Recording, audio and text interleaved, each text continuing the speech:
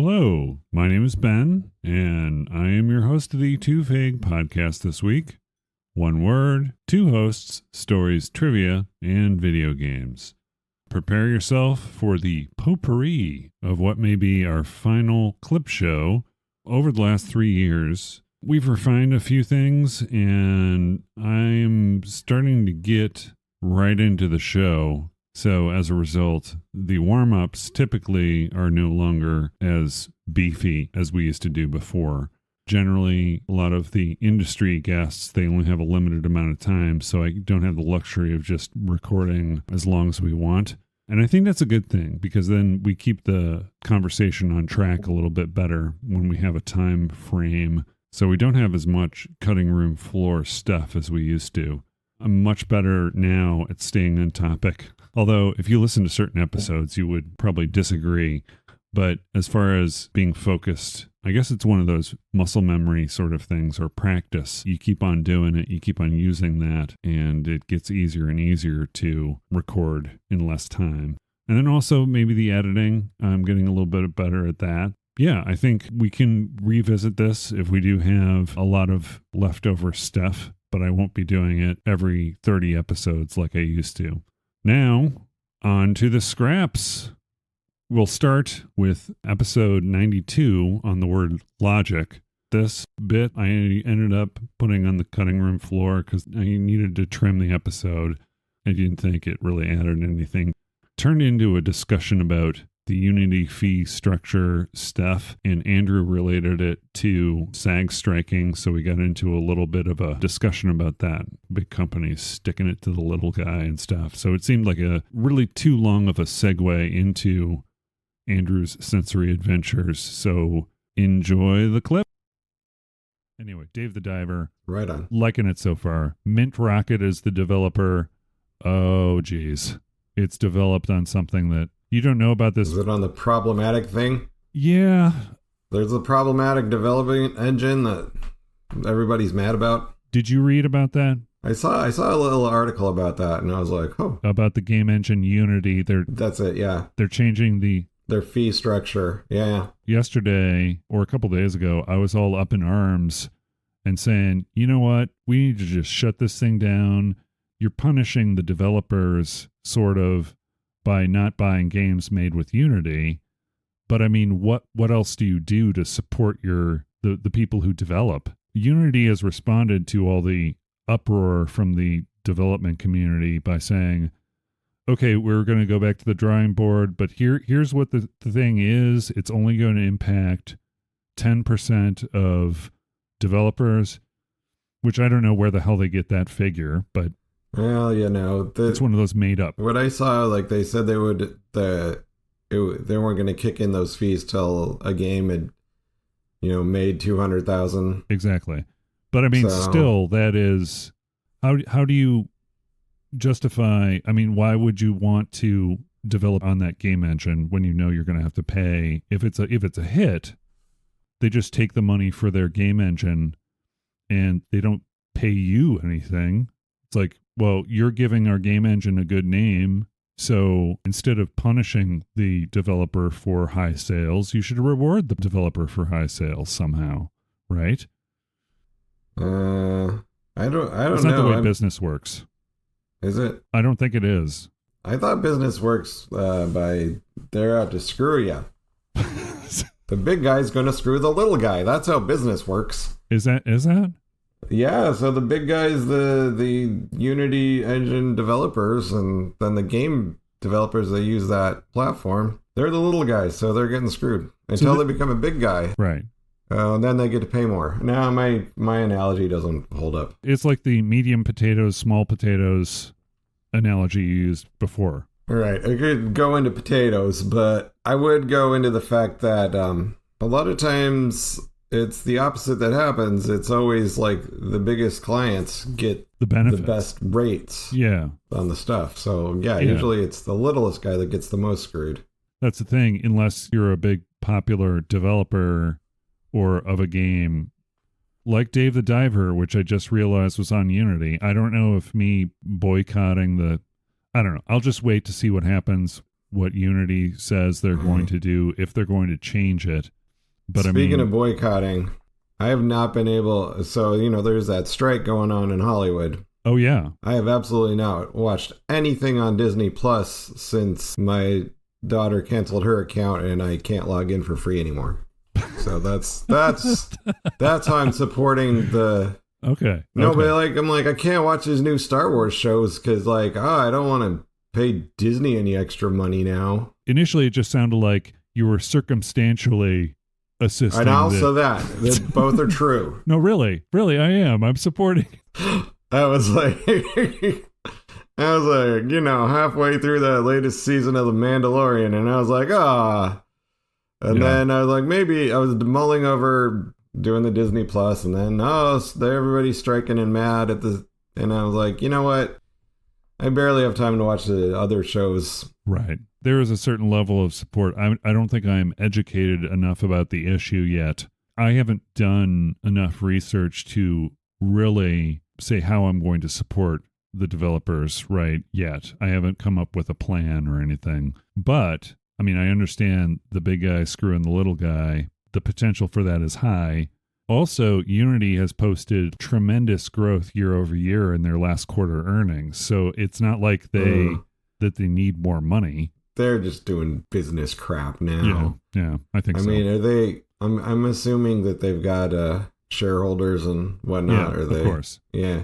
Yeah. So then they've got to the point in their business growth where they have to being real jerks. There is some overlap too between video games and the Screen Actors Guild. Yeah, well, yeah, there's SAG and the Writers Guild of America, both of them. There are a lot of voice acting folks who are siding or showing their support by not working anymore. So there's people in video games, when they do their voice acting, they're not working until this gets resolved, kind of thing, showing their support. So they're showing their support, or they have similar contracts. I think it might be similar. Yeah, I think it's you get paid. Yeah, it might be no, they get paid, but I'm the video game production companies are just using the same SAG contracts for it's possible. For voiceover work. Then maybe that's part of why it's. That would depend on the company. That would be from company to company. Yeah, from company to company. And also,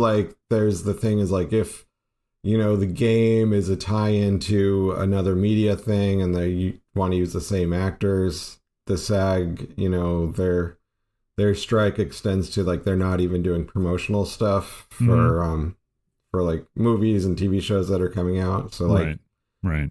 They can't go on the talk show circuit tours. It has sort of a domino effect, right? Yeah. So one of the things that was going on was I saw a bunch of, SAG people making some pleas several weeks ago to TikTokers saying, hey, the studios are going to come at you and offer you a lot of money to talk up their stuff because they can't get us to do it. So don't do it. Oh, yeah. No, that makes sense too. Don't be an influencer for the evil empire, but I don't know. I don't know how that's going to work out because I don't know how that's going to work because I've been waiting. Money's money, man. People, money's money. People are going to get paid for that.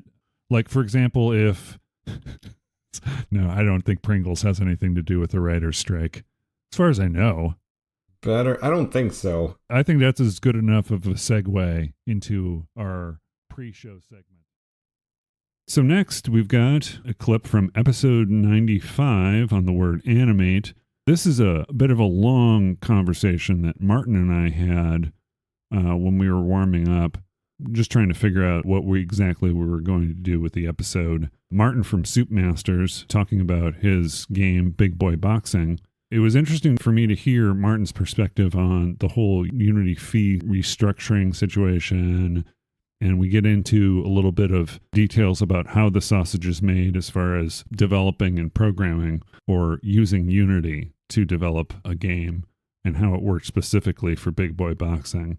And then we get into questions about whether or not it's worthwhile to develop your own game engine, things like that, positives of using Unity, his perspective on the whole situation. So It was leading into something that we were going to talk about, but it just didn't quite fit the word, which was animate, so we cut it. Enjoy the clip. So, I do have a question. I played the demo, which has the hobo guy in it, right? Who's hiding in the punching bag. Yeah, that's exactly. It's developed on Unity.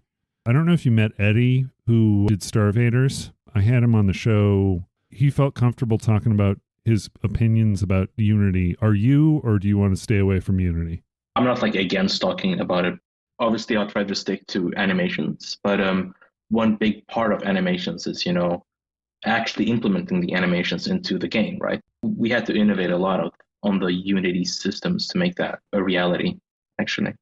As a game consumer, I don't know how to show my support for independent game developers in this whole thing. You can say, well, I'm not going to buy Unity games, but that's punishing the developer. Yeah. And that's the thing. It's like, how do you show support for your indie developers? How do you draw the line as a consumer? I don't know. Just support the indie developer, and if they have to develop on Unity, or that's what it's developed on, or that's what they're doing, you're still giving them money.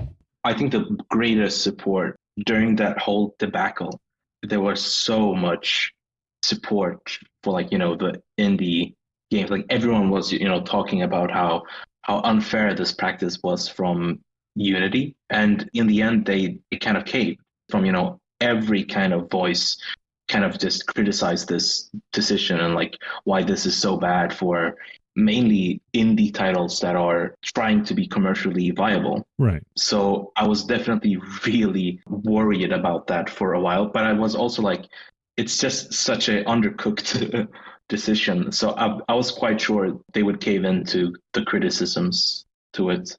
The best way in this that it turned out was, people basically didn't boycott indie games made with Unity. They told Unity off, and that was enough to make them cave in. And actually, the interesting thing is their new terms, which will start, next year, so in 2 months. Mm-hmm. It's actually slightly more financially viable for us than even before. I know that when I talked to Eddie about this, did you meet Eddie at the show at all? You mentioned StarVaders, right? Yeah. I did, and he's actually a part of the same publishers/investors that we're working with, and he looked great that game and played really great. I was expecting a generic sort of Tetris-y kind of thing, but it was just so well fleshed out, and it was just so much fun playing it. I mean, just great, just a great job. Yeah. I just wish it was on the Mac, because that's what I use, but whatever, Yeah, me too. With the Mac, I have problems with controllers and games on Steam. I have to have a spreadsheet to tell me which controllers work with which games. Some work with the Steam default controller setting, and others, you have to turn that off. You have to suppress Steam controller support, and then it'll work magically for some games. And some other games, it partially works with controllers. I know I tried with your game. I've got a SteelSeries Plus that I use for all my Apple Arcade games, right? And then I also I got a Xbox controller, the previous gen, and then also a PlayStation 4 controller. And all three of those, I was having trouble. The game itself is fine to play on a keyboard. You don't need that many buttons, right? You just need your directions, and you just need your different punches and to time it properly. As a developer, do you know what the problem is where it's are you dealing with different connection types? Or, I don't quite understand why it's such a huge problem, but I'm not a developer. It is a very tricky thing, actually. It's quite a big task to program these from the ground up, but fortunately they are really good solutions that you can use on Unity, and I would guess on other engines as well. But the problem is kind of all these buttons. The risk you're having is, first of all, getting it to recognize it as a controller, blah blah blah, that core stuff. But then also it's you got to have the bindings of, let's say you have a third-party Xbox controller, and that might, have like different bindings. So you might, get it to work, but maybe the X button is the Y button for some reason. Yeah. And like those kind of things. And that becomes a quick nightmare, so to say. And I think how the big third-party solutions you can get, what they do is basically the list that you have, they made a list like that and include that in their solution, and it remaps everything for you so it makes sense that way. Because, as a developer, I can't go and buy every like third-party controller, or even all the first-party controllers might be quite many to buy. Right. You can't test on everything. Right? Exactly. And you can also imagine like there's some other things where like, if you have like a controller that when you're playing with multiple controllers, let's say you have a co-op, you have one controller that connects and then it disconnects, and it never remembers like, is this player one's controller or player two's controller? So you gotta make a solution for that. It's like, it's a lot to keep track of. Yeah. But fortunately, it didn't really matter in the PAX version because we had total control over the controllers that we had at the booth.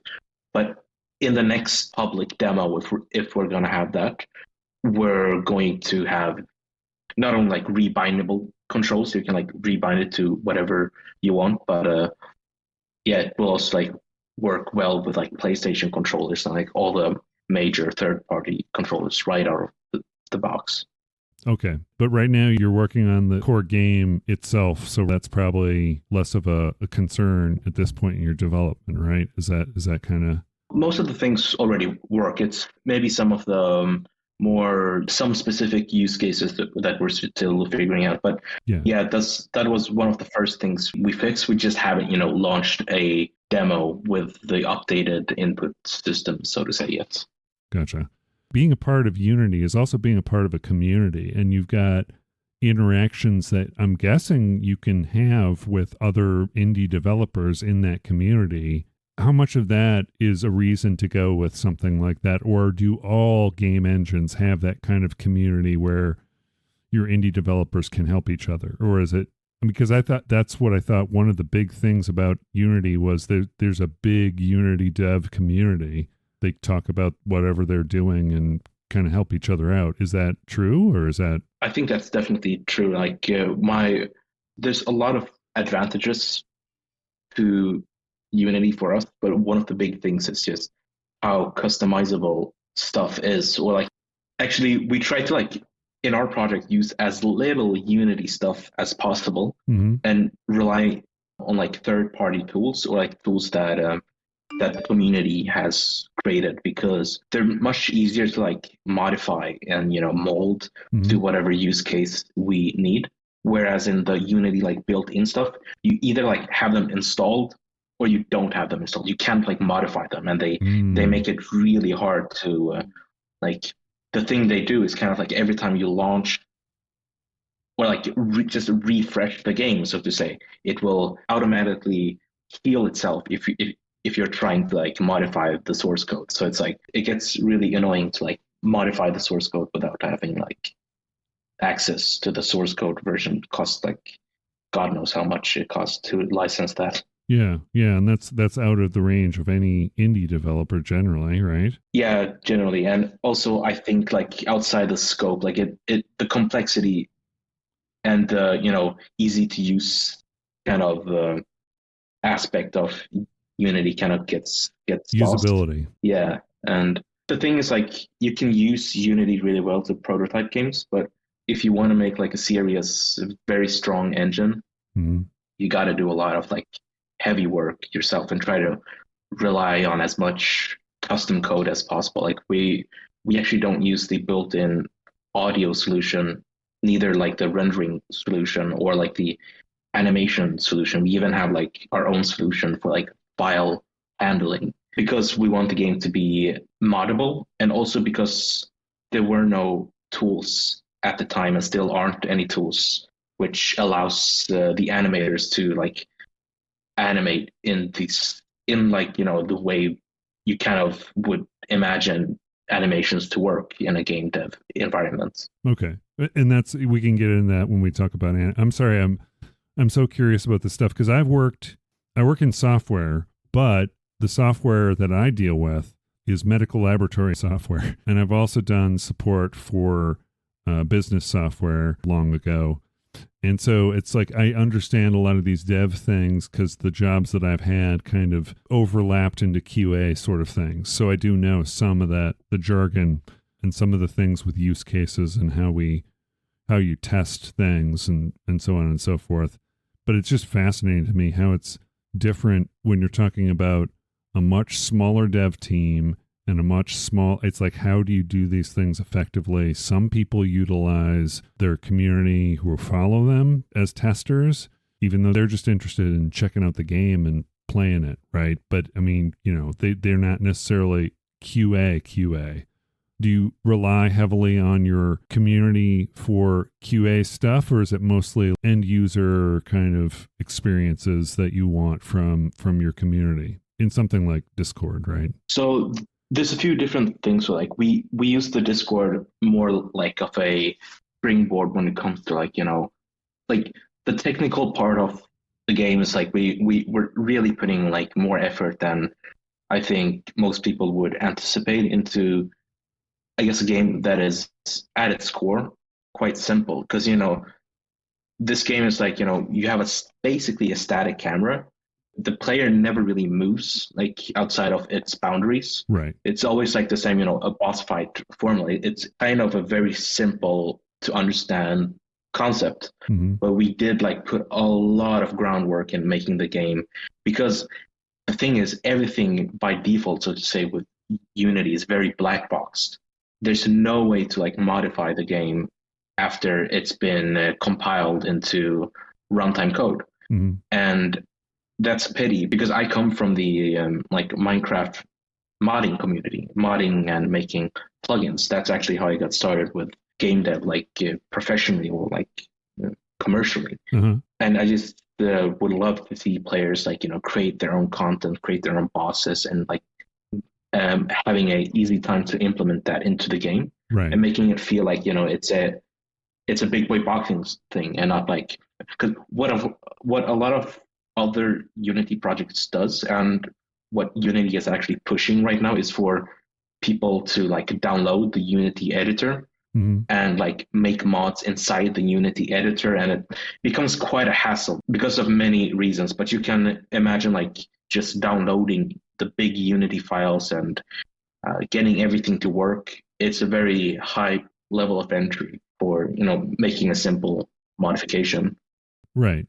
Well, it seems like they're trying to appeal. It's like, oh yeah, you can mod, but you just have to have this level of experience to mod something, right? And that's if it's a black box, like you don't know how the Unity code is working, so how do you know how to test it? You know what I mean? That's the other thing too. It's like, I get it. It's also like in the other sense of like, let's say the animations files in Unity. What happens like in editor? So theoretically, it should only be like the big boy boxing developers that ever have access to the editor. Mm-hmm. And at that time, we can, inspect the animations. We can get some data out of the animations. We can modify the animations. But as soon as we click the build button and make it into a runtime build, we can no longer create animations or modify them.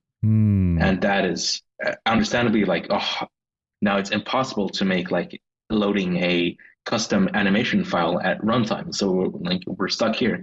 So we had to like make our own system for like playing the animations and stuff like that. So Unity itself is like the compiler. So like once you get all your stuff together, yeah, it compiles all the code, and then you no longer have access to that code as it's compiled by Unity. Exactly. And like I would say that's a good way to say it also, because I think the biggest advantage of Unity for us is like it's a really, really great compiler. They support like all devices, right? Like they support literally all devices.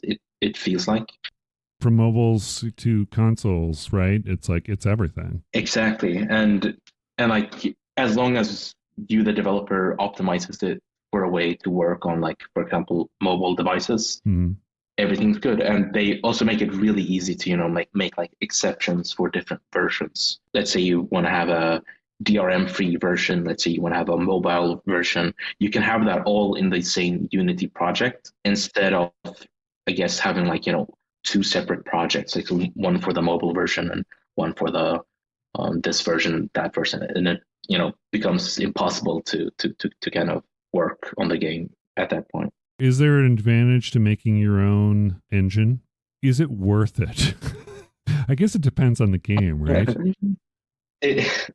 Yeah, I mean, it's for us, it wouldn't make any kind of sense to do that, because as long as Unity works as it works now, it would just be such a high cost to make our own engine. I think it's super fun to do.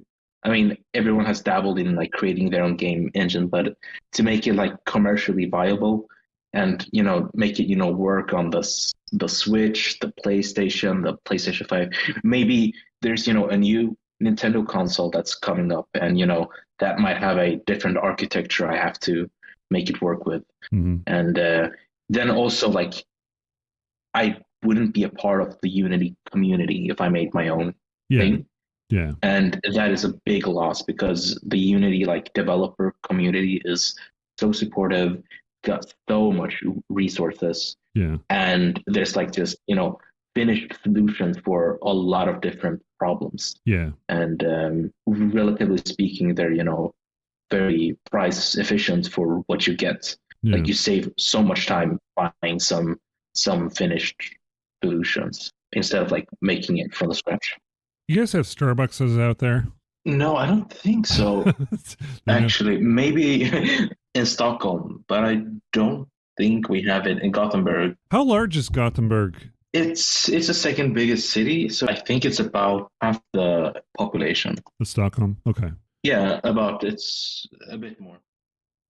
This next clip is from episode 96 on the word robot. It was me trying my hand at the Andrew's Sensory Adventures thing, tasting with Pringles Harvest Blend sweet potato and sea salt. It ran a little long. It was really good improv, I thought, but really funny segment, but it just didn't quite fit the episode, and I needed to cut something out of it. And unfortunately, since the episode was running long, that made the most sense, was to remove that segment. So it's pretty funny. I hope you enjoy it. So let's get into Andrew's Sensory Adventure. Brought to us this week by Ben. Yeah, and his Pringles Harvest Blends, blended with sweet potato, sea salt flavored. Sea salt flavored. I'm more concerned about the blended with sweet potatoes part of it. Yeah, this is an interesting flex for Pringles. Yeah, because sea salt, that's like the domain of your fancy potato chips. That they're like, we don't just have salt; it's sea salt. Because yeah, we harvest it from beaches. So sea salt, it's the idea is that it's a different kind of process than mined salt or something. I don't know. I mean, I'm guessing it's like all the process of actual salt is the same. It's just that sea salt technically is salt that you get from seawater on a beach, I guess. I don't know. Yeah, we dry it out in a salt pan. Yeah. Yeah. Sea salt versus table salt. What's the difference according to the Mayo Clinic? Featured in Airplane, the Mayo Clinic. Wrong Mayo, but anywho. Main difference between sea salt and table salt, according to the Mayo Clinic, their taste, texture, and processing. Table salt is granulated white salt mined from underground deposits, as you said, yes. It's processed to remove other minerals and commonly fortified with iodine, so it's iodized.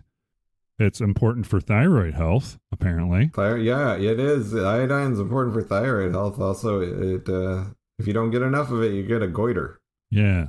Who wants goiters? Oh, nobody.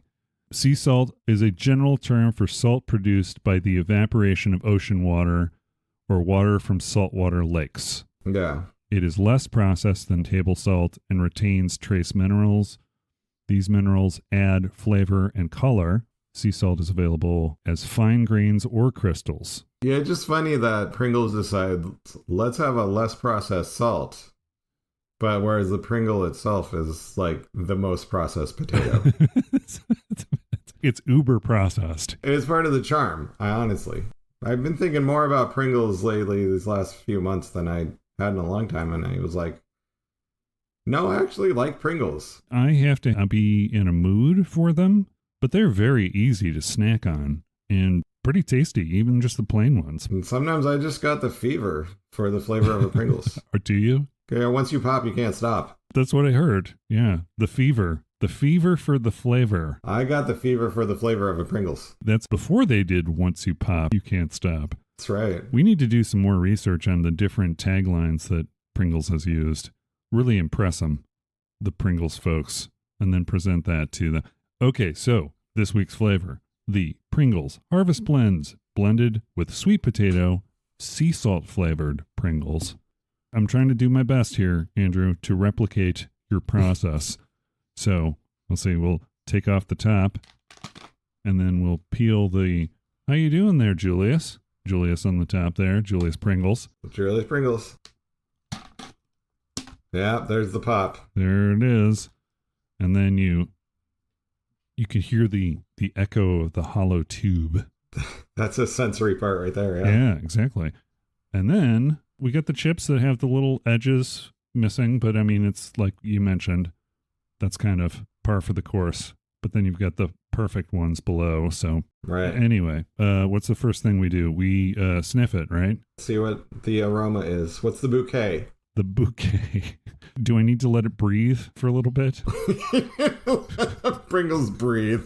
Let your Pringles breathe. Put it in your Pringles decanter and let it breathe. I've decanted a can of Pringles. After I let it breathe a little bit, the aroma. It smells like, like when you wash potatoes, like that smell of the water, like it's that's what it smells like potato water. Okay. Yeah. Does it smell like the sea at all?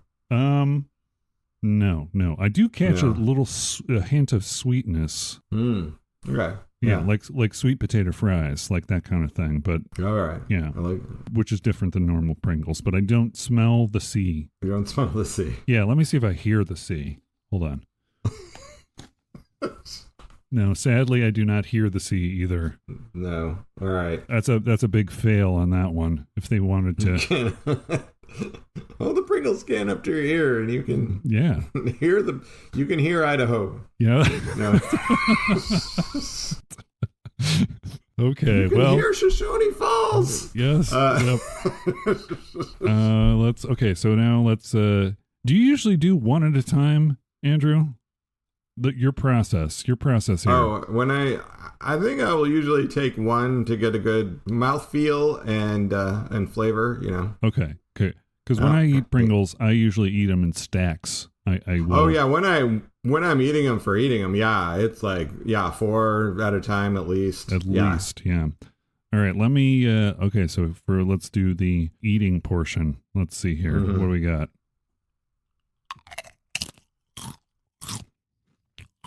I mean, there's a very little bit of sweetness, just a hint, but it just tastes like a Pringles. I mean, I don't know what else to say. It's just Pringles, yeah. I mean, I can't taste the mineral content of the salt. I wonder what that is. Right. Maybe my palate is not delicate enough or whatever. Nah. I don't know. There's part of me that thinks that saying your chips are sea salt, that's just marketing, I think. Yeah. I mean, it might actually be sea salt, but... I mean, it does taste a little bit saltier, but not anything that warrants calling it salt flavored. Yeah.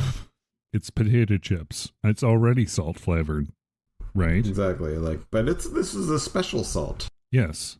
Have you ever eaten at the Hacienda del Sol? They have a restaurant there. It's like kind of fancy, right? And I went there after working at the coffee shop one year, got my tips because Jim Click dropped 100 like he always does every year in the little tip container for people who work on the Thanksgiving. Or should I just call him Nathan Arizona? But anyway, so went to the restaurant and I had the Thanksgiving dinner that they have, the very fancy Thanksgiving dinner.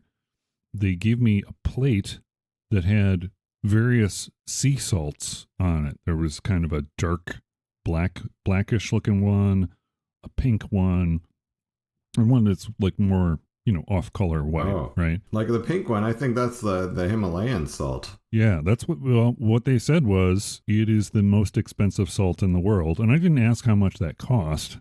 I mean,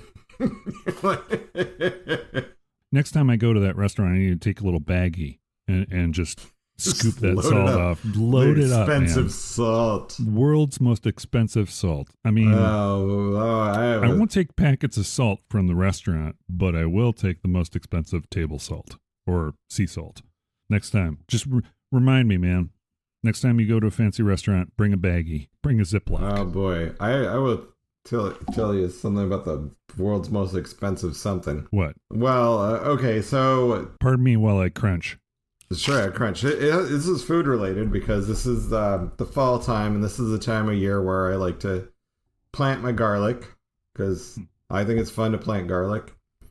And like last year, I just used like a grocery store head of garlic and took the cloves off of that, but my harvest was not as bountiful as I'd hoped.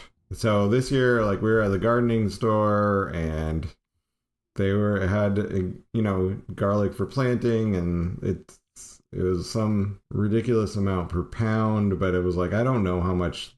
I couldn't do the math right off my head, and I was like, all right, we'll take that, and I bought like a head of garlic at the Portland nursery, and then afterwards looked at the receipt, and I was like, holy crap, I just paid $6 for a head of garlic. I'm like, it's just a head of garlic.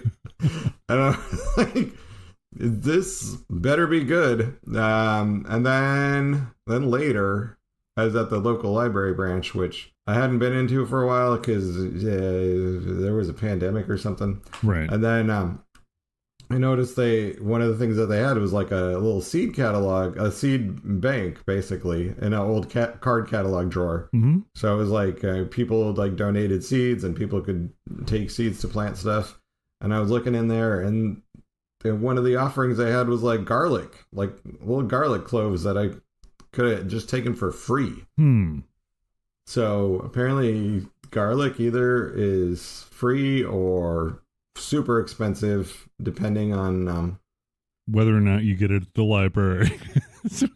Or if you can get library garlic for free, but if you go to the nursery, it's gonna cost you something. And I'm like, but if I go to Safeway, it's $1. I don't know. Yep. Enjoy my library garlic. But I planted it in the dirt, so hopefully I get a big bounty in the summer. Yeah. Both the library garlic. I mean, did you do a compare and contrast, or? No, I didn't take the library garlic because I'd already planted the other stuff, and I was just chagrined. Gee, this garlic is delicious. It's library garlic. I grew it from library garlic. Yeah. But anyway, so that concludes. I mean, that's a good setup for next week's flavor. Oh yeah, because one of the flavors that I gave you from Japan is addictive garlic flavored. Addictive garlic. I gotta try that. Yeah. Do you think? I mean, it's been a while since they've arrived. Do you think they're still good? They haven't expired. They're fine. I think they're, I'm trying to look and see if there's any kind of expiration date on my Pringles. I don't see one right away. I wouldn't worry about it. Maybe it's on the little foil. Let's see. Best if used by eventual. I don't know. I don't see one. Mine on the bottom of my can from Japan, it looks there like we go. 2024.03. So I think.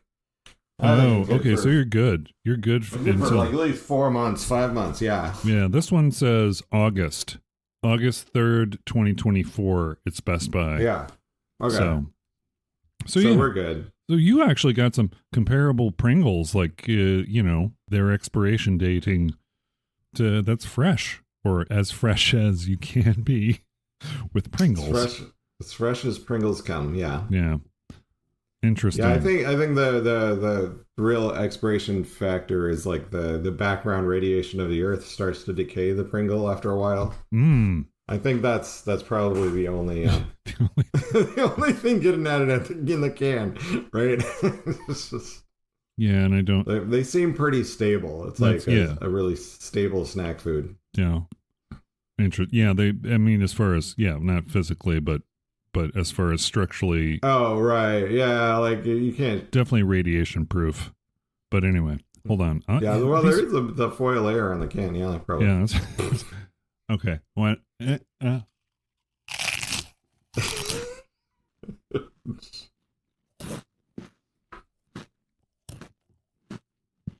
was a stack. Yeah, that's the way to do it. Yeah. But now you've got a mouthful of Pringles. And so yeah. Well, man, it's true. Once you pop, you can't stop. Except for, you know what? I did stop with the hot honey. Yeah. It's been sitting in the pantry, just still there. Like I'm. Do you suspect that you're going to? Hold on. Drink some water. That's the thing too. Even with the stack, right? Mm-hmm. It still tastes like regular Pringles. I mean, there's a hint of sweet potato sweetness, but not anything comparable to a sweet potato fry, right? Okay. Yeah. You know what? I'm gonna put these away. Hold on, and then put those away. Yeah, because if I don't, I'm just gonna be eating them, and that's not good for podcasting. That's not good for radio. No, it's distracting is what it is. Hold on. Okay, just 1 second. I'm not sure what's going on, but it sounds like perhaps the pouring of water in the background, or perhaps the elimination of urine from the system into a bowl that will be situated in a toilet. We'll see what happens. Is there going to be a flush sound? We don't know. Is Ben coming back? We'll find out this time on the Too Vague podcast. Why are you talking about my toilet flushing? I don't know. I was like hearing stuff. What's going on out there? Yeah. See, this is a very sensitive microphone, right? Like, what are you doing? No, I can hear what he's doing. It's like, sounds like he's pouring water, or maybe something else. Sorry. You can totally cut that out. I was like, no, that's fine. I mean, if turnabout is fair play. If I did it to Norah, it's unfair for me not to do it to myself. You can put it in the clip show. Yeah. Yeah, exactly. The next clip show. If you ever Ben urinating. Here we go. And not washing his hands afterwards. Oh, Jesus. You know what? I just realized that. I didn't wash my hands. Hold on. Just a second. Okay, dude, I'm going to get germs. I know. I got a baby. Bring germs into my house. We're like at least, 1,600 miles apart. There's no way their germs can come through the podcast. Don't worry, folks at home listening. Ben's washing his hands, and the cat's curious. I don't know which cat was making that sound, but it's all good. Okay. Back to the poing. Back to the poing with me. All right, this next clip is from episode 98 on the word ink. This was something that it was sort of a side note kind of thing from Andrew. He had a very strong sensory story when he was doing his Pringles tasting. It didn't really quite fit into the tasting, but it was kind of an interesting story. So removed it, saved it for this episode. So enjoy. Oh, you want it? Okay. As far as meaty and fishy, I made a connection to a different sensory adventure. Oh, okay. Back on our honeymoon, we went to Costa Rica, and we stayed at like a resort for the first few days to just have a fun vacation on the beach. And, our first night there, we went to one of the restaurants, and, it's a seafood restaurant, and I picked something. I will just like randomly pick something sometimes if I'm not sure what's on the menu. And this time I think it was rockfish, but it was like the whole fish. Oh, like, okay. Deep fried, crispy coated, whole fish, face and everything. And I was like, wow. Scales too? Or did they scale it? I don't think they scaled it. I think it was just like the whole the whole critter on a plate. And I was like, wow. I was not prepared for this, but but it was fun. Well, was it tasty? I mean, it was an adventure. Was it? For sure. It was an adventure. I don't know. I think the visual sort of overrode my taste. I was like, what is going on? So I don't really remember what it tasted like, but I was like, what? What if it sang to you and flopped around? Oh, like Billy Bass. Like Billy Bass. Yeah. Call back to animatronics. Yep. Billy Bass. Oh, man. So that's not a good memory, but this is. It was an adventure memory. I wasn't ready for it then, but you know what? Since then, I've gone to other countries and ordered stuff I didn't know what it was, and right. been like, "What is this going to be?" So, do you prefer that? Do you prefer not knowing what it is? I mean, I'm sure it would be like there are times for that and there are times not for that. If you're in another, I mean, I definitely have like my times where like. Yeah, it all depends on everything else. Right. But I definitely have my modes where like I can only have like the simplest food that I know exactly what it is. Mm-hmm. There's some days where like if I'm just really emotionally low, it's like all I want is a bowl of Cheerios, plain Cheerios, nothing else, just Cheerios and milk. They don't know that is like my recovery food. So sometimes like, you know, if I'm getting into shutdown mode or right, like that's what I need. But when you're on an adventure, you kind of embrace it. Yeah, I don't like to make myself have to live in the most restricted thing. But sometimes I need that to recover, but then I'm like, no, we're going out and adventuring. And so yeah, exactly. There's a comfort in knowing, but there's also trying something new is exciting. And sometimes you don't try things because they sound, you know, like you've got some sort of weird connection in your head where they sound like they would be horrible, but it turns out they're good. You know, like that kind of thing. And so, like, you know, if you're going into a different country and you don't really know the language that much, and there's something that says regional specialty, and you're like, oh, I'll try that. And then you find out, oh, there's a lot of tripe in here. It's very chewy. But yeah. This one has a face. I got a fish with a whole face on it. That. I think it winked at me. Catherine, I think it winked at me. Yeah. So I didn't order that again. Yeah, I would imagine not. All right, so back to the Pringles. Back to the Pringles. This next clip is from episode 100 on the word review. This is a warm-up clip leading up to the recording. Andrew tells some stories about his father's experience with trains, and we end up discussing the airplane, I think it was Alaska Airlines, where the panel flew off the airplane. All the passengers were safe, but there were some local stories that occurred, and he kind of fills me in on those. So here you go. Enjoy. Tomorrow. Yes. And so drop dead time, or drop dead. Why do I keep on saying stuff like drop dead and postmortem? What the hell? Because of work? It's probably work. You're right. It probably is work. The vernacular of this is our drop dead time. This is the drop dead date. Oh, speaking of dropping dead, my dad, when he worked for the railroad, for a long time, they would let you just work a double shift for the big railroads. Okay. You know, like 16 hours straight. Jesus. Or even more. And then, then they were like, maybe we need to stop having so many fatal accidents in the railroad or whatever. There became a law that if you work for a railroad, you cannot work more than 12 hours straight. And you have to have 8 hours off before your next shift. Because that became law. And I think it might be a similar law for truck drivers. Oh, okay. But truck drivers falsify their logs all the time and freaking drive 18 hours and are high on meth and wreck something. But So my dad, for a long time, he would love doing double shifts. And they said, oh, you can't do that anymore. So like a train crew might be on a train and like things are running long. And then wherever they are, when it hits 12 hours, they got to stop. That is so crazy because of the law, right?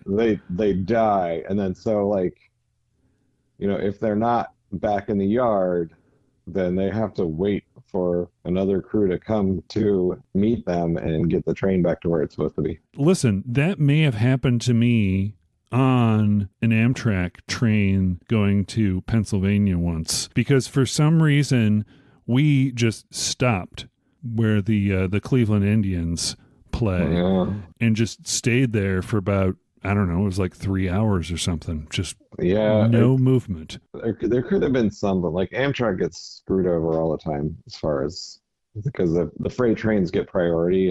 Most of the rails are owned by, these rail companies. Right. And so Amtrak just uses their tracks. Just borrows them. Okay. They do own some stuff in the East. Not a lot. But it's so like they try to make their schedules work with the freight companies. But if the freight company screws something up, or basically Amtrak is the low one on the totem pole. Yeah. Okay. So it could have been that situation as well, waiting for the freight. Or sometimes my dad likes to call it a train falls down. What does that mean? When a train derails, he's like, it fell down. A train falls down. That's a derailleur. Yeah. Some part of the train gets in the dirt, they just like to say it fell down. Then they laugh. Those railroaders have a weird sense of humor. Yeah, you can't do the same thing with airlines. No, plane fell down. plane accidentally fell down and burst into flames for some reason. They had those stupid weird panels fly off the plane over here. Yeah, you heard about that? That is nuts. Well, yeah, it was the plane was flying out of Portland. So the door fell in the backyard of a local science teacher. Seriously? Seriously. The same school as you? No, he teaches at a private school, but it was like this kind of thing. Is like the plane came back, and then they're like, man, we're trying to figure out where the door went. So if anybody finds it, please let us know. Here's the hotline. The local news. Yeah, luckily that door landed in the guy's backyard and didn't damage anything. Not in the house. Apparently, some cell phones got sucked out of the plane. So someone else found a cell phone. He was just he was kind of saying, well, there might be wreckage in this area. So on my lunch break, I'm going to walk around over here, and then a cell phone on the ground with a tore off power cable still plugged into it. And oh, wow. He picked it up and it said it was in airplane mode. And he was like, I bet. Well, did he find the owner? Is that because that sounds happy news? It got returned to the airline, so I think they're going to find the owner. The one thing that he didn't do was check out what brand of case was on the phone, because the phone didn't have a scratch on it. Oh, wow. So basically, yeah, he said in the local news, this joke was like, all these cell phone case companies are calling me, asking me what brand it was. It's like, that's great publicity. Totally. I mean, I don't know if you want to associate yourself with plane crashes, really, but just saying that a thing was dropped from X amount of 1,000 feet and it survived, that's good enough. The plane didn't crash, just fell down. Part of it fell off. It just fell down. Yeah, they landed safely. Everybody's fine, except for that. They're going to be taking Amtrak from now on. It wasn't even a real door, right? It was just part of it was built into the structure. It was a panel that is removable, because some airlines, I think they have to have more exit doors if there's more seats on the plane. So a different airline that like JetBlue or whatever that wants to cram as many seats on there as possible needs to swap that out for an actual door. Yeah. But this was just like the replacement panel, and for some reason the bolts that hold it in place were either loose or missing. They haven't found the bolts yet. So they don't know what happened. Weird. Other than that, the parts that were supposed to hold it in place did not. Yeah. That's important. That's very important. Boeing's problem. I don't know. The next clip is from episode 102 on the word narrative. This was a bit that we cut out. It just didn't quite fit. I could have chunked it up and used bits of it and just kind of fit it in. When I did that, it detracted from the whole thing. So I just cut the whole thing instead of trying to fit this square peg into a round hole. But it is Andrew talking about Richard Ayoade. He's a really big fan, and we've got a whole bunch of stories. We're trying to tie it to narrative, but like I said, it was running a little long, and it was just kind of easier to remove it, so I did. Enjoy the clip. Oh, you know what's a great travel show? What? It's called Travel Man. It's a British show, and every once in a while you can stream it on something. Is that the one with Moss in it? Yeah, Richard Ayoade. Yeah, that's a great one where they just go on mini breaks and they go somewhere that, you can get to from the UK and spend 2 days there and get back for work on Monday. Each one of those is an episode, yeah? I think I've seen each one of those is an episode. Yeah, it's fun. Now that, they weave it into a narrative, that's for sure. Richard Ayoade is one of my favorite creative personalities. Oh, yeah? He was in a movie that I never saw, but I was curious about how he was in that. The one with Ben Stiller? Yeah. The Watch? Is that about aliens or something? It's like these neighborhood watch guys, and then, an alien shows up in their neighborhood, and hijinks ensue. I saw it, and I didn't think it was that great. Okay. But I don't really remember much.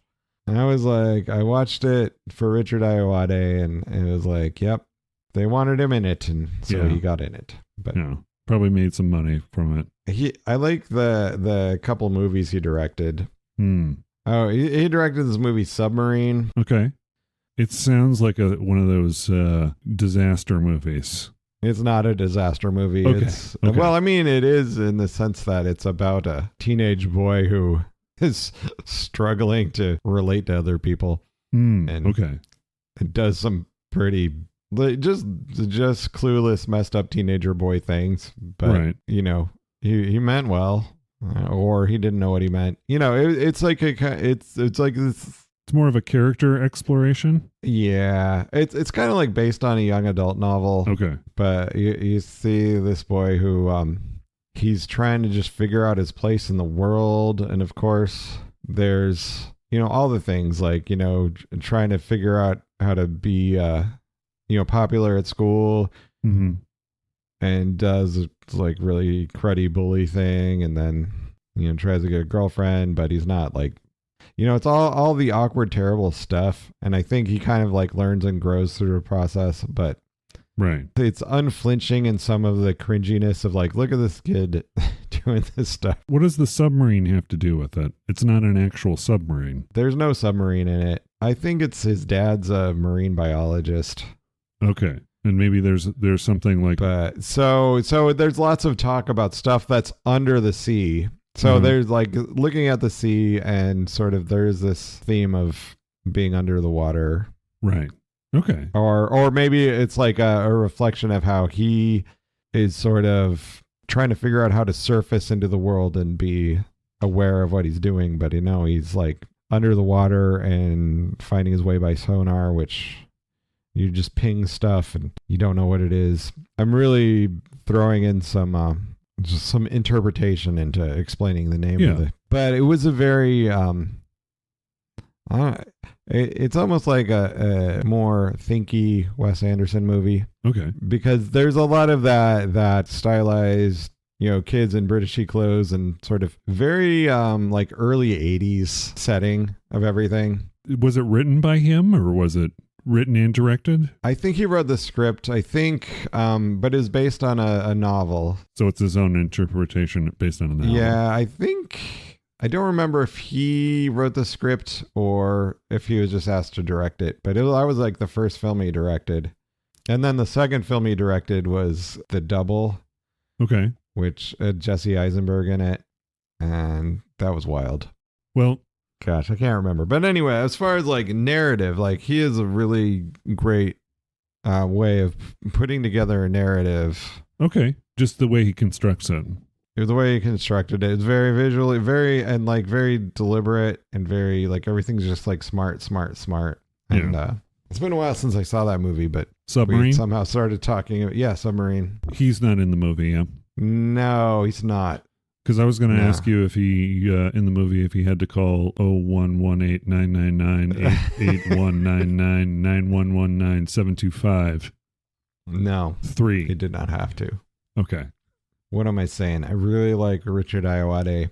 Yeah. I don't know all of his stuff. He did do a couple of other of those. Was one where he was looking at things in a House of the Future kind of stuff? Or whatever. That might have been Gadget Man. Gadget Man. Okay. That was another one of his shows. He just likes the man thing. I think it's kind of a tongue-in-cheek because, he's not a very, manly man. At least his persona that he likes to play in these shows. Right. Yeah, that's part of one of his narrative tools is a persona that's very much like Maurice Moss in the IT crowd. Yeah, it just seems like it. But he is playing it up, I think he's basing it on certain things in his own personality, and he's sort of dialing them up for the camera.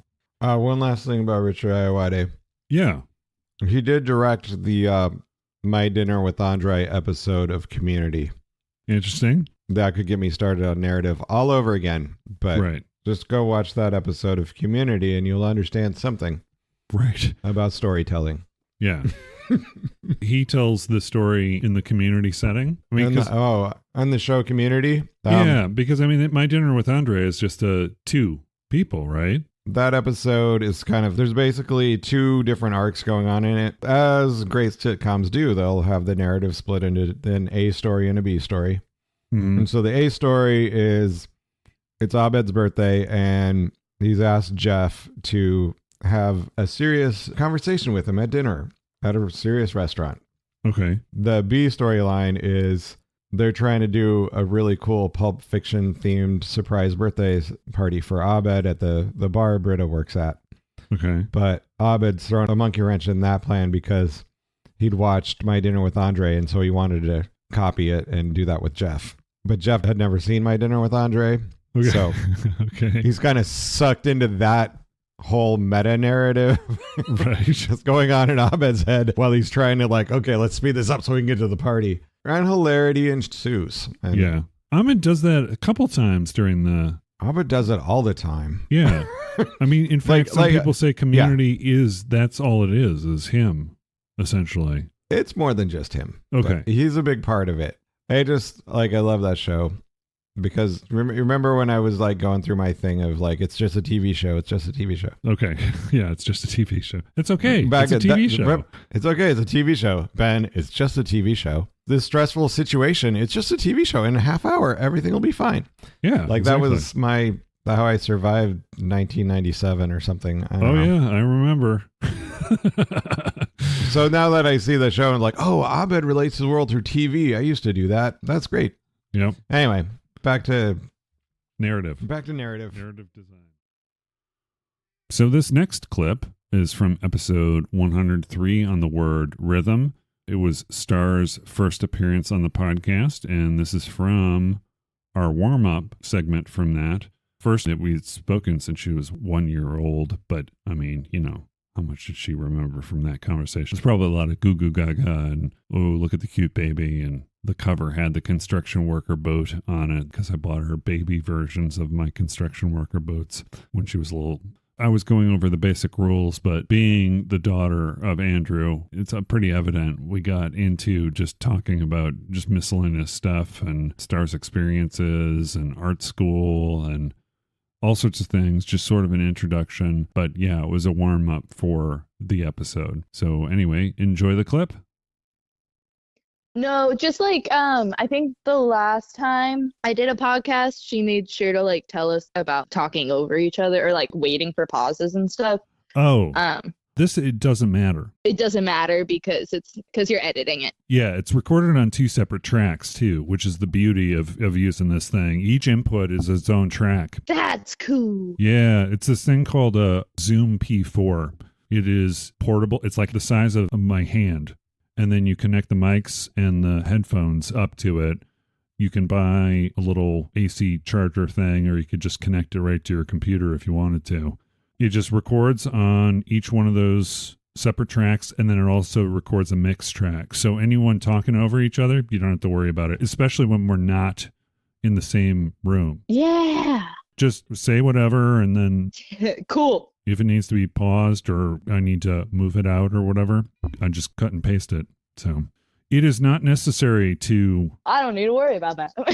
No, we can talk over each other all we want. We could both talk at the same time the whole time and see what happens. Yes, that would be annoying, I think, to people, but... Maybe. There are going to be some weirdos out there that like that sort of thing. It could be art. Anything's art. You can call something art that isn't art. I mean, or is everything art? Ooh, I have opinions about that. If it's something that is creative and it's an intention to create something, which I think is where all your Jackson Pollock stuff, people question whether or not that's art. I mean, it is. It's just not what you think art is. I mean, there's an intention behind it. I think it's about intention. That's what, yep. I went to art school. We were asked this question a lot, and we talked about it in class a lot. We talked about it in my music class, too. That was really cool. Art, in theory, and how it relates to us is inherently human because it's how humans process the world. So I think that intention is important. And if you say with performance art, right, because that's a lot of what we did. And it's like, what is it? What are you doing? You know? What is it? What are you doing? What are you trying to say? Or what are you trying to express? Exactly. And like, so if I put one person on stage and I had them stand there and chew gum, yeah, I could have just done that and it wouldn't matter. And I wouldn't necessarily be like, that's art if I just threw them out somewhere. But if you're putting them on a stage and you're like, I'm intending to confuse people, or I'm intending that this will have some kind of reaction, or my intention is that I didn't care, you know, whatever it is, then I think that that's what creates art. But also that elephant that can paint is pretty cool too. Yeah, that's pretty cool. That's pretty cool. When I think of performance art, there was a big stink in Chicago, the Art Institute of Chicago. They have a school there. There was a guy whose name was Dred Scott, or he changed his name to Dred Scott. He had a performance art piece where you had to, there was an American flag laid out on the floor. And in order to sign this book, you would sign your name, you'd have to walk on the flag. And that was kind of his performance art piece. Yeah, interactive. And people just freaked the hell out over it, right? Because it's like, it's anti-American, blah, blah, blah. That makes sense. I mean, yeah. Even if it was, I mean, it's like, well, yeah, that's kind of the point, right? That's the point. You don't have to walk on it. If you don't want to walk on it, don't walk on it. It's his expression. He wants, this is what he wanted to do. And so, I mean, makes people ask questions. Exactly. I think that's good art. I think so. Things that make you ask questions or think about a situation in a different way. 100%. Performance art is very strange, though. Not in a bad way, but I mean, just kind of like, I forget what this woman's name was. She did this piece where she was melting a block of ice with her body heat. Like that. I feel like I know this one. Yeah. Yeah. The same person did this androgynous sort of thing where she took lots of steroids and stuff and kind of changed from, well, not really changed into a male, but she was like blurring the lines between male and female for art, I guess. Right. What the heck was that person's name? I should have gone to art school, I think, when I was younger. I wanted to go to art school when I was your age, out of high school, actually, but was it worth it? Or are you saying, or what do you think? Art school? I think it depends on the school. Right. I definitely do think it was worth it. I never graduated from Purchase. I didn't make it all the way. I mean, is there an option to go back, or is it just you're done with it? I wouldn't go back there because it was one of the best like dance conservatories in the country, and it's really good training, and I got really good and I learned a lot, which is something that like I didn't appreciate in the moment, but now I'm like, wow, I know so much about so many different things in art in general, like music and whatever. But my school was also in the middle of the woods, and you put a bunch of artists in the middle of the woods, and like there was like 800 maybe total people. So it's just a weird environment, and everyone's so opinionated that like that kind of like isolated, like they wanted us to like, you know, work on our craft or whatever, but the dynamics get kind of weird. Yeah, like cliquey and stuff. Cliquey. Just very strong opinions. It's a lot of really loud voices because we're artists, and it's like everyone has different opinions about their own pain, Right. but we're also like young. And so people don't want to necessarily always accept all the things. And that was just something like at my school, I noticed I had difficulty like navigating between this is cool, this is the cool thing, everyone should do this kind of art because this is what's being praised, versus like expressing what I actually want to express because we're being graded, you know? Right. So I feel like there's both. And like I learned so much, and like my classes were really cool, and it really depends on the school too. Yeah. And I have multiple jobs here teaching dance, and I am performing in a lot of shows, so like even though I didn't completely finish that degree out, I definitely got what I needed to get out of it for what I'm doing now. I did 3 years. It's not like you need a graduate degree to do dance in a musical or anything, right? I mean, it's like if you don't need it for literally anything in dance, and that's like a whole pathway. And I have a lot of friends who got degrees from our school and like don't dance, and then people who didn't graduate and then are in companies. Like dance is weird. Yeah. And that's my thing of like, if I'm gonna go back to school, I want to learn about something that's like not dance, because I've already learned about dance. And I could probably get, an actual real person job. There's also college for that too. I mean, if you want to go to like a community college and get a 2-year degree or whatever, to figure out what you want to do and then move on to that. I mean, that's what I did. I'm pretty sure that's what your dad did. I think he did community college and then moved on to a graduate. Yeah, but I never got my bachelor's degree. I just got into tech when I moved out here. And fortunately, they accepted me with my associate's degree and just never gone back. I mean, I tried a couple times just because I was like, I should finish it. Trying to climb the corporate ladder, I guess. I mean, I don't know. It's so, looking back on it, it's just like, it's so ill-advised, I think. I wasn't happy. I was just doing this to make money, Yeah, that's what I don't want to do. Well, not be happy.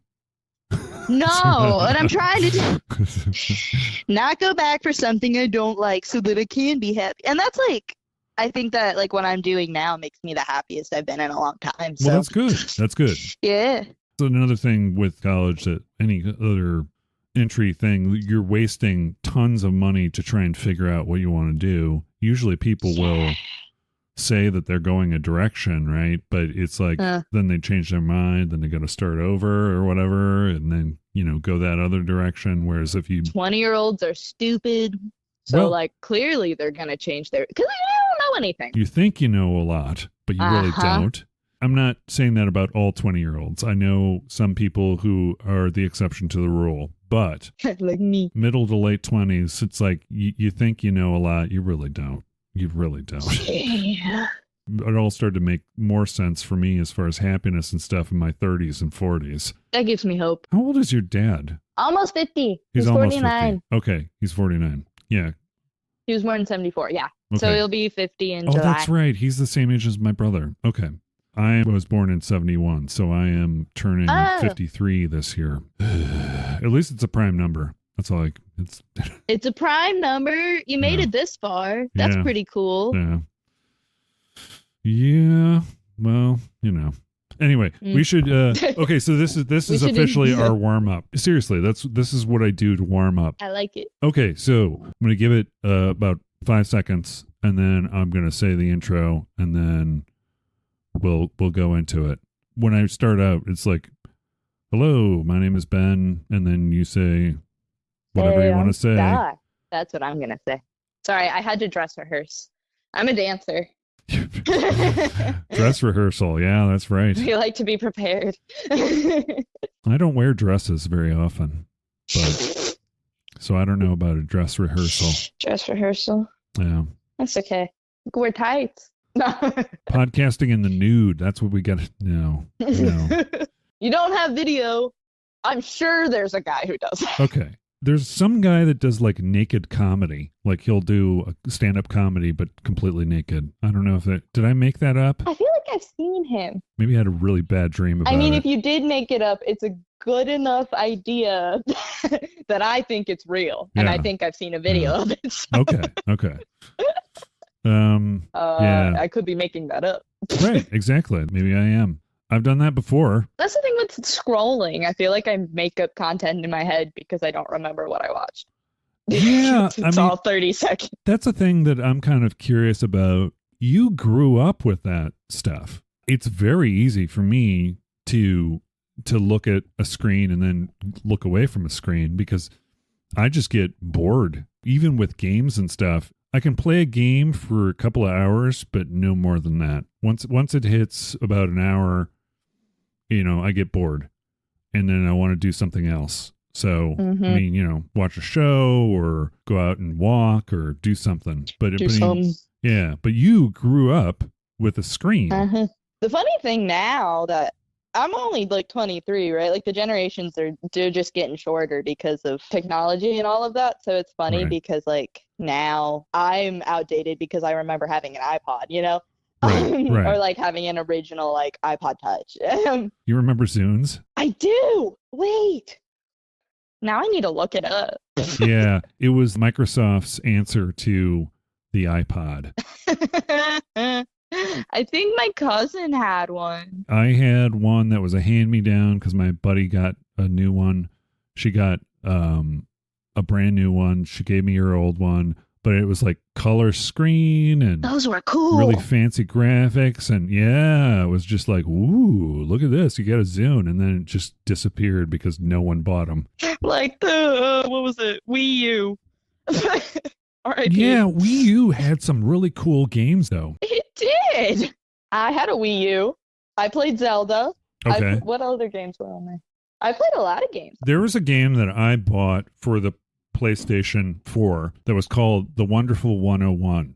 And it originally came out, it was an exclusive on the Wii U because you had two different screens that you looked at, that you could look at. Cool. The Wonderful 101 is Platinum Games. It's good, but the problem with it on a normal console is the fact that you have to have a picture-in-picture thing going on because there isn't a second screen that you could look at, right?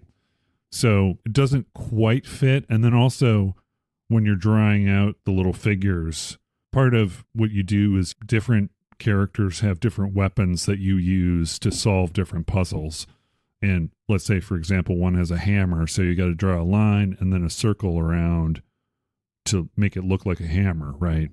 And then it turns into, and these are like people. So the people turn into a hammer. I would guess maybe they would port it to Switch, but I don't know. I think it is on Switch. I think they did do it. I'm looking it up. I wanted to know what the graphics look like. Yeah.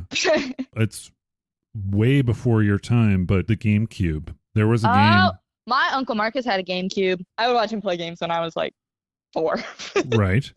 There was a game called Veiwtiful Joe, and all these characters with the big heads and small bodies all look like that character.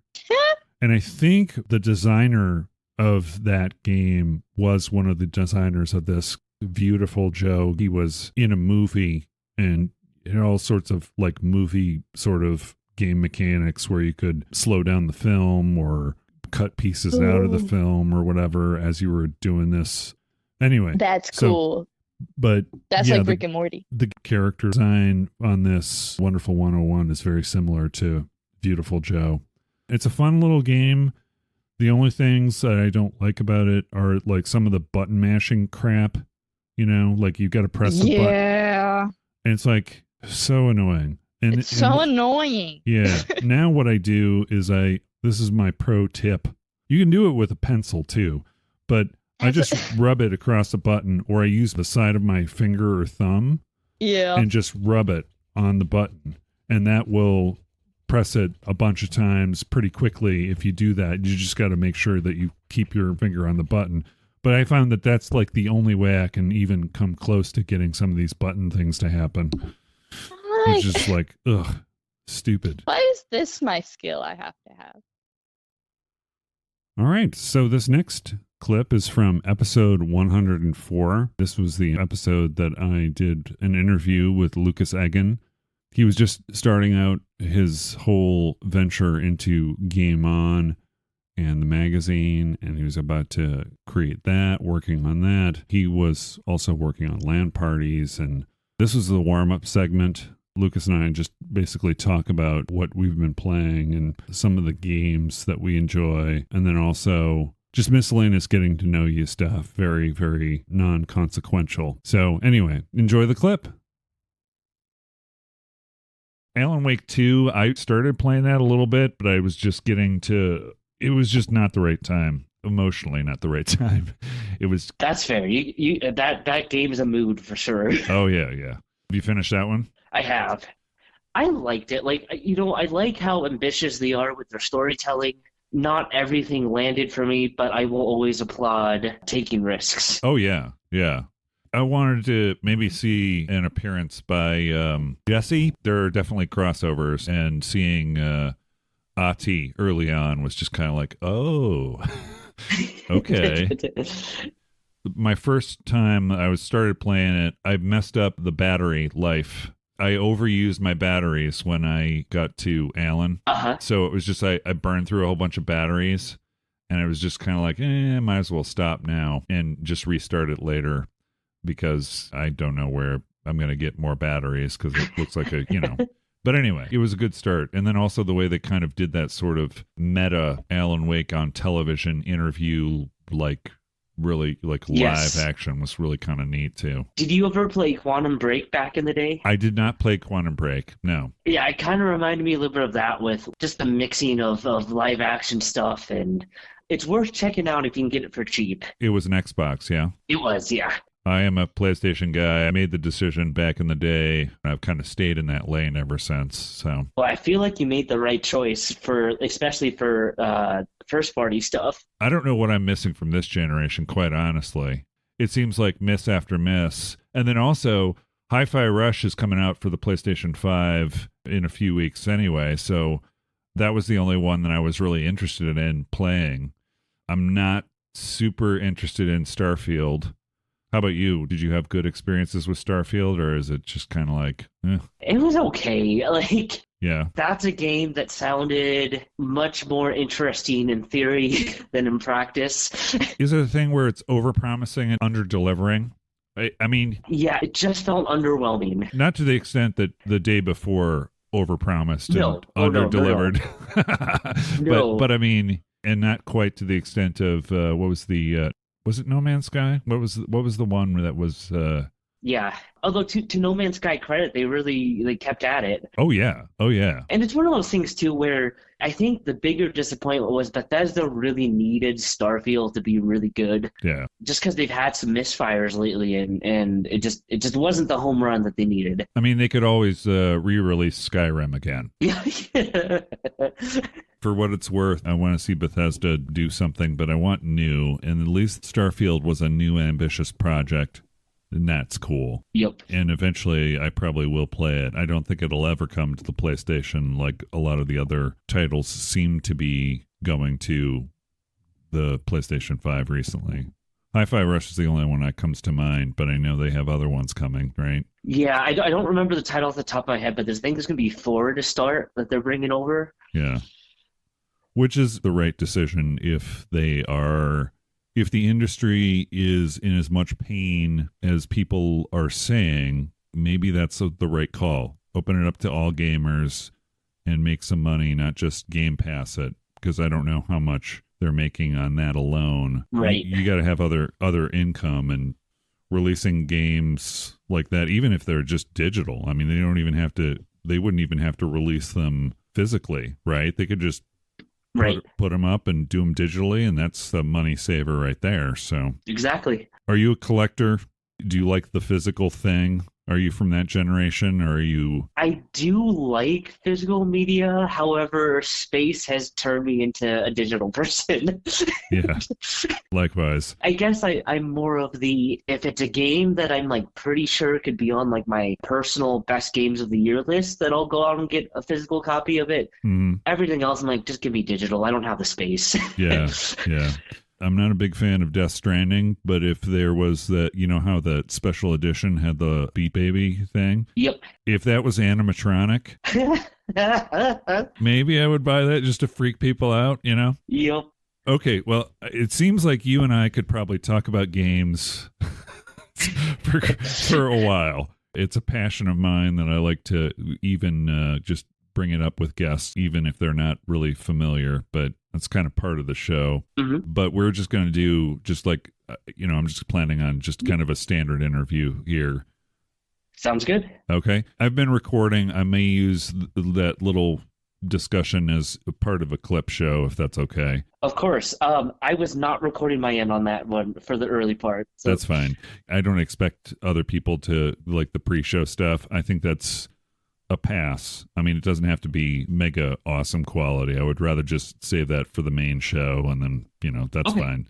The way I edit, I'm going to edit this similarly, but it's just, I will eliminate all kinds of throat clearing, or if we're talking over each other, I will cut and paste those pieces. So don't worry if we talk over each other, because I can handle that in post. Sounds good. Is that what you guys call it? Yeah, we can handle that in post. Yeah. Okay. Yep. I always feel like I sound like I can't believe I keep saying the cliche, but okay. Right.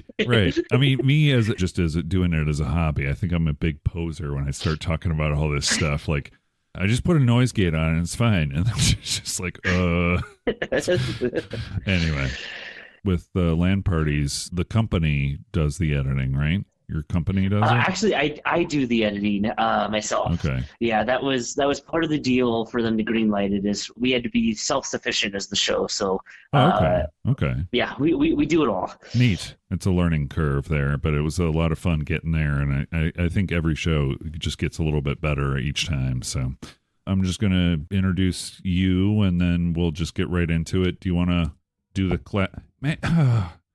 always when I'm on. The cats. Come on, Bash. Always whenever I start. It adds flavor. To the episode. You can actually, if you listen carefully, you can hear, even with the noise gate, you can hear the cat sometimes going off. I've got my old man in my lap who's 20. He's Bash, and then Mango is around somewhere causing mischief. So, and he's 7, so... I have a cat that I swear to God acts like she's starving all the time. And I'm like, dude, I just fed you, so just stop. How old? Younger or? She's 4. Oh, okay. Yeah. I am very happy that Bash wakes me up for food every day. He is 20, so it's like, as long as he's doing that, he's in good shape. That's true. He's stumbling. He's not as sure-footed as you would expect the cat to be, but he's a good boy, and he... Yeah, it's funny, whenever we have friends over, I'm like, do not believe my cat. I do feed her. It's like, treats, and treats? Don't give in. Like, do not give in. Yep. Oh, boy. Let's get it. I'm going to give one last sip of the coffee, which you're not supposed to drink, I guess, when you're doing this kind of stuff, but whatever. Hey, rules are meant to be broken. And it's coffee. I mean, come on.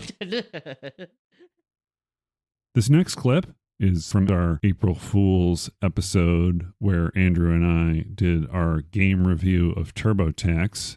Basically, I had some stuff I wanted to get off my chest before we started recording, and it's involving games journalism and this situation. I may have mentioned it. This company called Sweet Baby Inc. that was accused of mandating that certain things be changed in script. It was just kind of you can look it up, but we get into sort of my opinions on how social media can be detrimental in these things, even if whether you're right or not. It's an interesting clip, kind of political at times, but I needed to get it off my chest before we started recording, so that's what I did. Enjoy the clip. Oh my gosh. So you know what?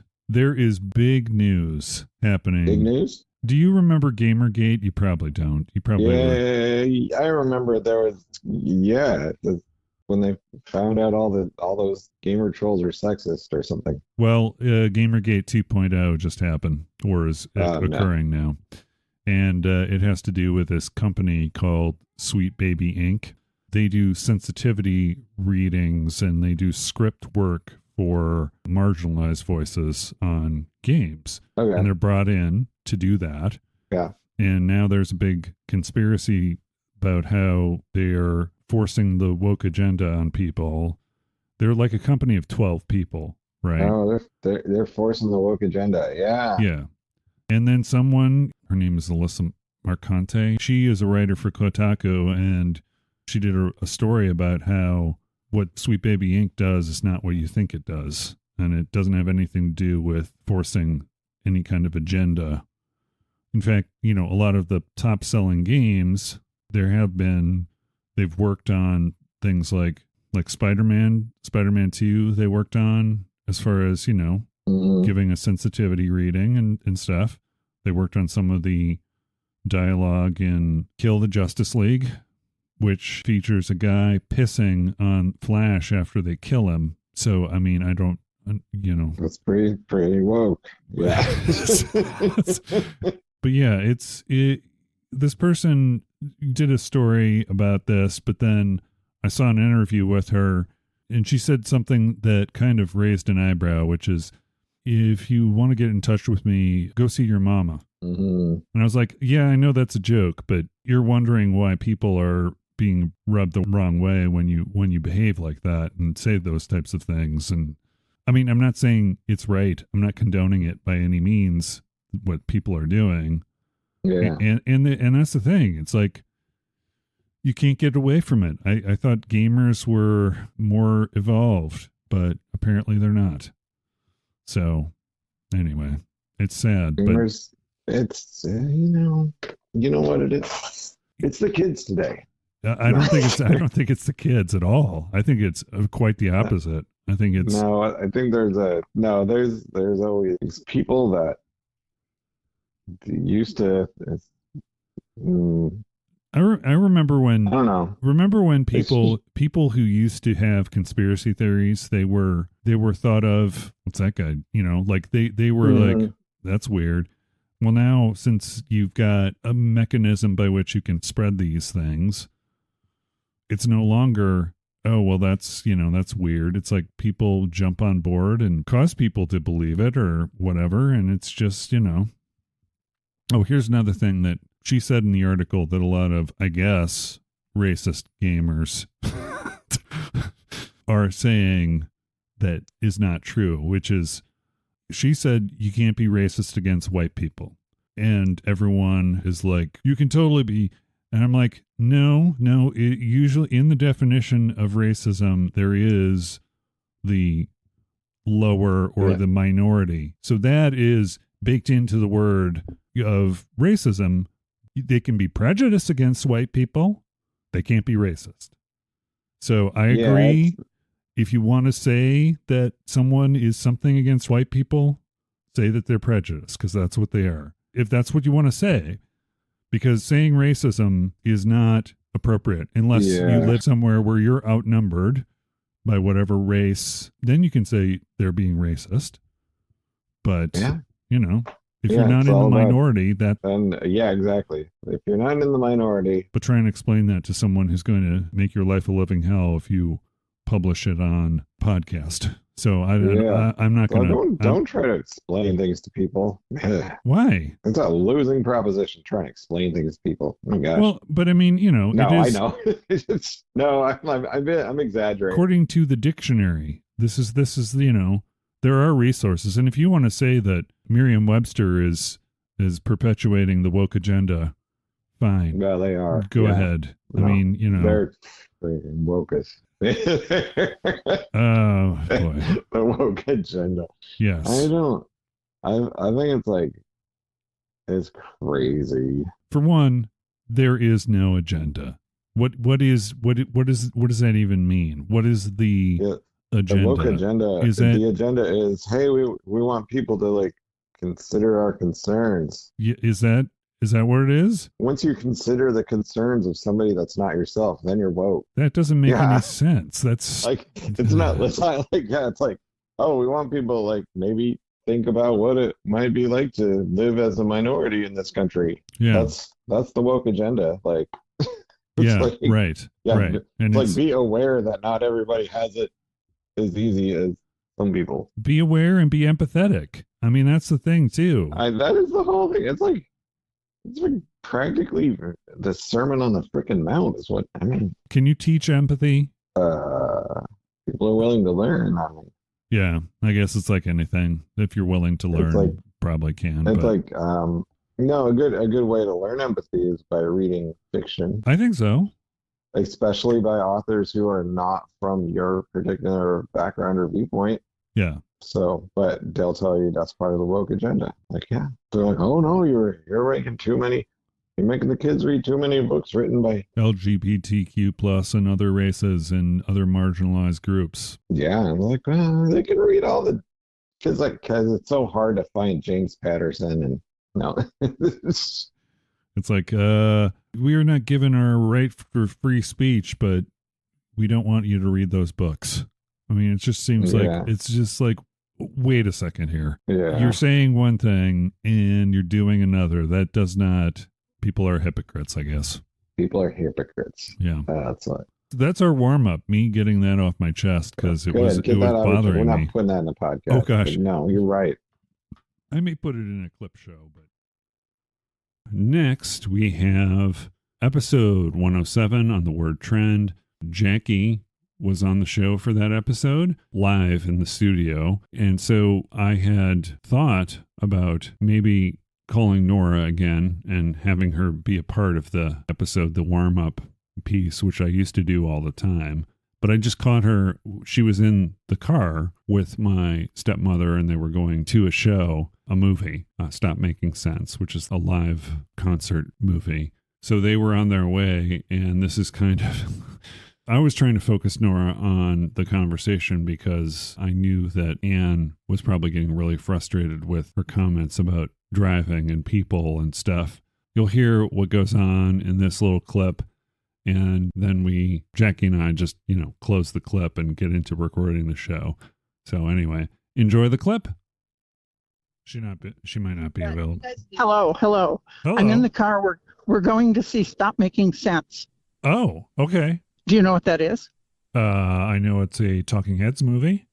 That's it. Talking Heads movie. Yeah. Yeah. What do you take me for? I mean, come on, Norah. Well, I figured. I know. So anyway, we're on our way. It's a documentary about coinage. That's what it is. About what? Coinage. Stop Making Sense. Okay. Oh, yes. Very good. Very bad, but okay. Okay. Well, anyway, enjoy the show. I have Jackie on the line, so I won't keep you. But hello. No. Who's Jackie? Hello, Jackie. Hello there, Norah. Hi. So, Jackie, do I know you? No, you do not. Okay. Yeah, she was in town a little bit, so you might have met her, but I don't think you did. I think you were a little too early. I don't think so either. Okay. Yeah. You're doing a show? Yeah, we're doing podcast. The word trend. Oh. Yes. The word good. is trend. Good. That's a good one. Sorry. And somebody just pulled in front of Anne. Uh-oh. That was... And I'm sure that helps her out when you yell while she's driving. Quiet yell. She's kind of crabby today anyway, so that probably wasn't a good thing. Yeah. Right, Anne? Yeah. Oh, now the bus is pulling in front of us. Jeez. Must have a target on us.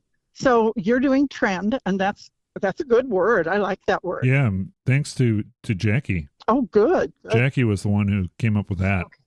The trendsetter. The trendsetter, so to speak. Exactly. Jackie, the trendsetter.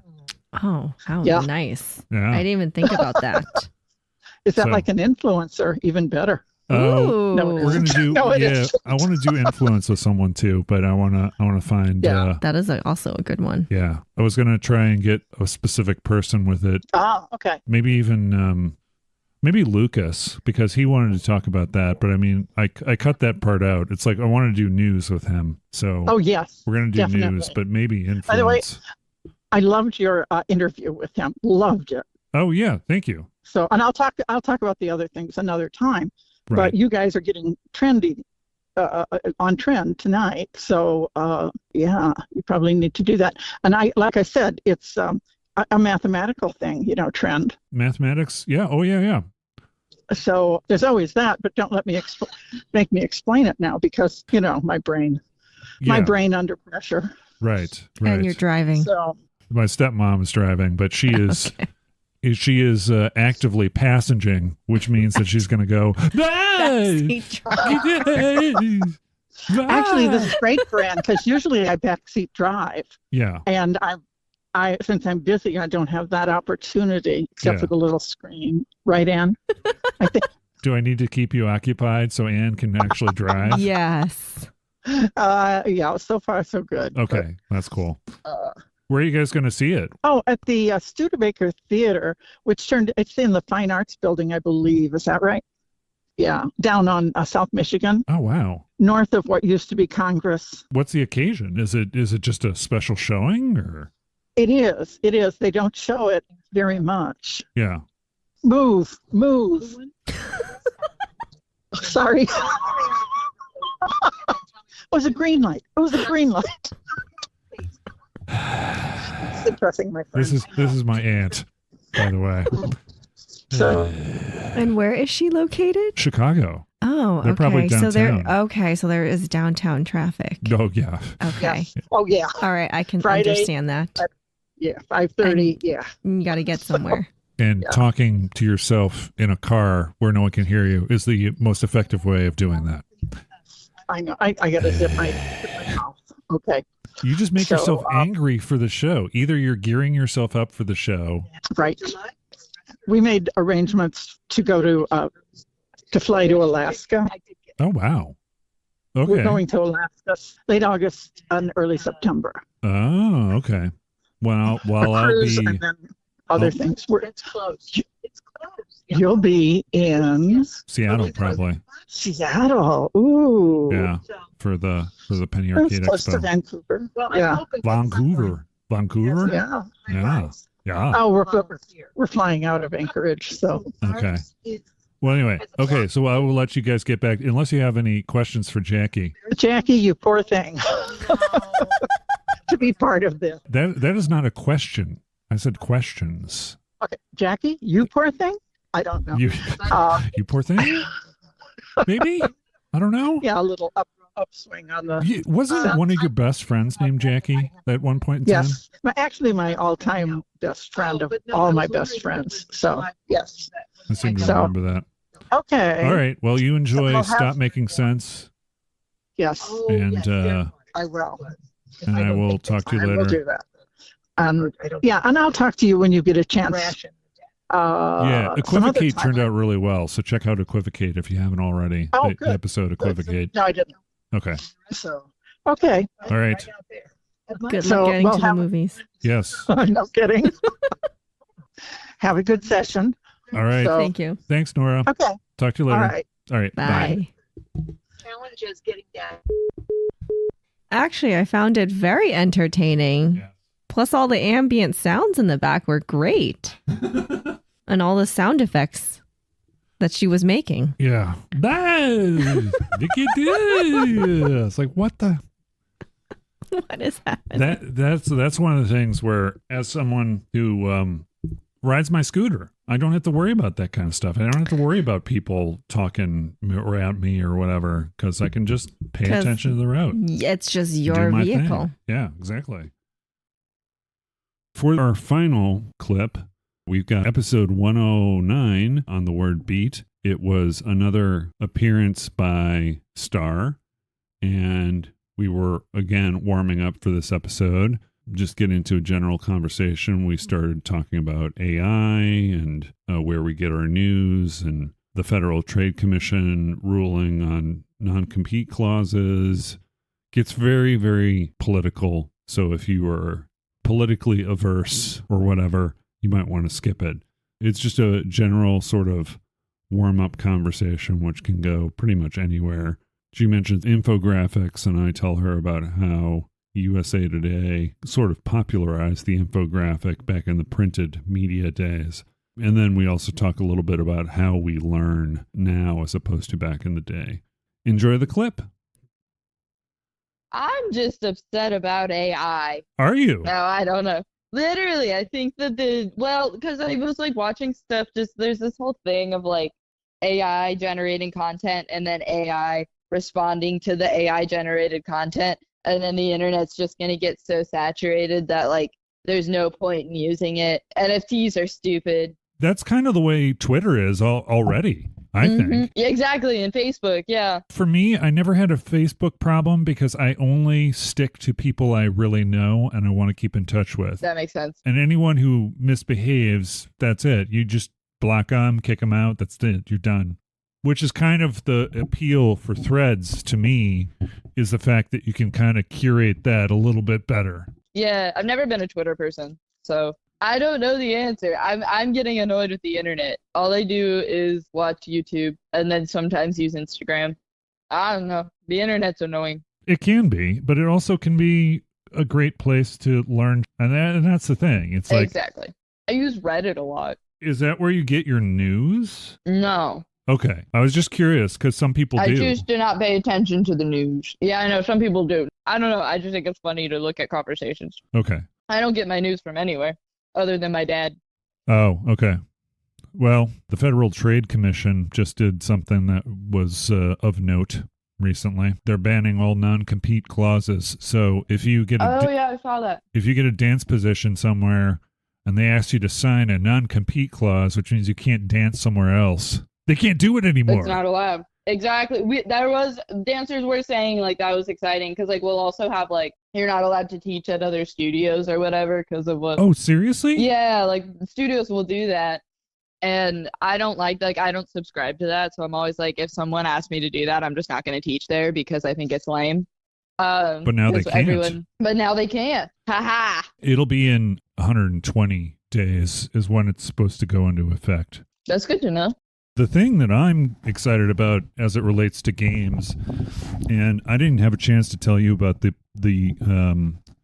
person who works at a game place as sort of a project manager for independent game developers. Two of the guys that have been on my show before, Bash has got the zoomies, which is very weird in his feeble state because he just kind of, it's not like he runs. He just kind of I don't know if it hobbles, right?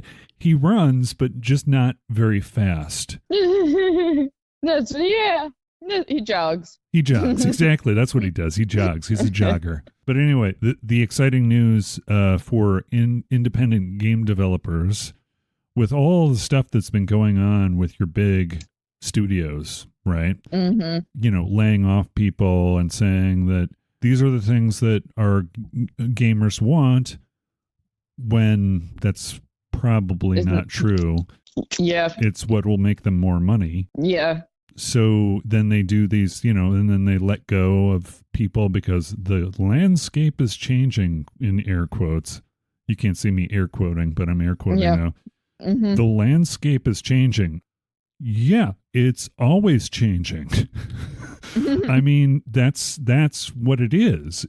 That's life. Yeah, you're letting people go for what reason? The landscape is changing is not a good enough reason. That's not a good reason. So here's the thing with the way it impacts the games industry is they can't have non-compete clauses for people to keep their game designers on, to keep them at their jobs, to keep them coding.